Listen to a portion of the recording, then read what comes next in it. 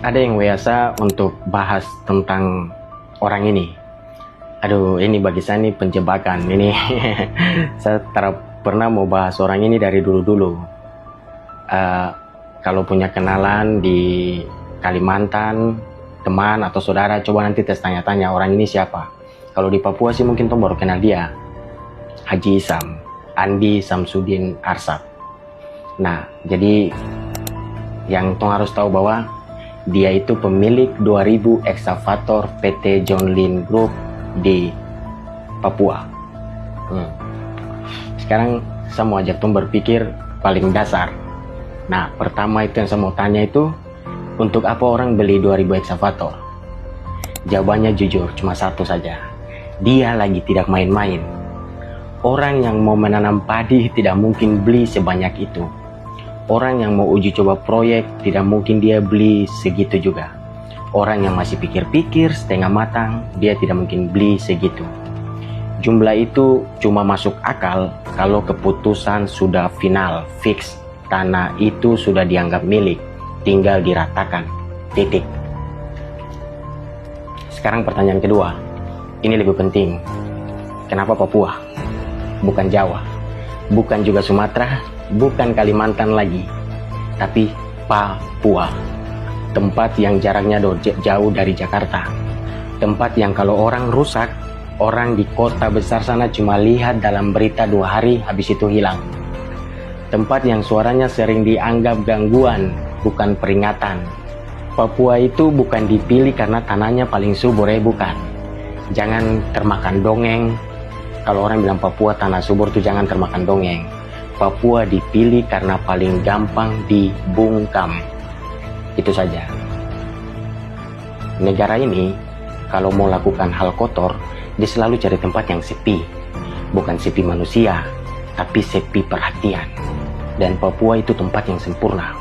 Di sana itu proyek bisa masuk dengan nama keren. Ketahanan pangan, kedaulatan energi, tugas negara. Padahal isinya alat berat masuk duluan, nanti omongan dan narasi itu dari belakang. Sekarang kita bahas orangnya. Aduh, agak berat sih. Dia ini bukan tipe pengusaha yang muncul tiap hari di TV debat ekonomi, bukan. Dia tak butuh itu. Orang kayak dia itu mainnya di belakang meja, bukan di depan kamera. Dia tidak perlu dikenal semua orang. Cukup dikenal oleh orang yang pegang keputusan. Dan ini penting, dia bukan pejabat. Tapi kebijakannya sering kelihatan kayak disesuaikan sama dia. Ini bukan tuduhan, ini pembacaan pola.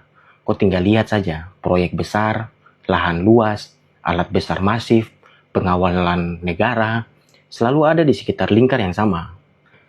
Nah, sekarang begini, kau bayangkan, kau tuh orang adat, kau punya tanah adat di situ, kau hidup di situ, tempat berburu, cari makan, simpan cerita leluhur dan tete nenek moyang di situ.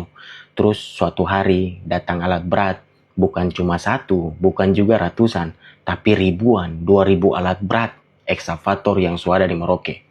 Datang bersamaan, cepat, rapi, seperti operasi militer gitu. Dan yang bikin kok tidak berani bicara apa-apa itu begini. Mereka datang tidak sendirian. Ada aparat, ada seragam, ada senjata. Jadi jangan kau bicara kalau ini persetujuan warga dengan gaya presentasi anak kampus, bukan. Persetujuan itu ada maknanya kalau orang bebas menolak. Kalau orang menolak saja bikin gugup, bikin berpikir 1000 kali, itu bukan persetujuan, itu penyerahan diri pelan-pelan. Jadi untuk tong semua di Papua, tolong siap-siap dan was-was karena orang ini tidak main-main.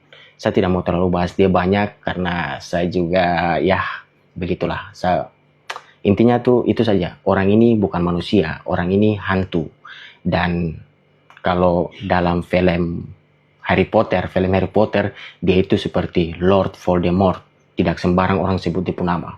Kalau dalam permainan game, seperti orang bilang, ini sudah raja terakhir. Itulah, intinya orang ini bukan sembarang. Kamu harus benteng yang kuat. Itu saja.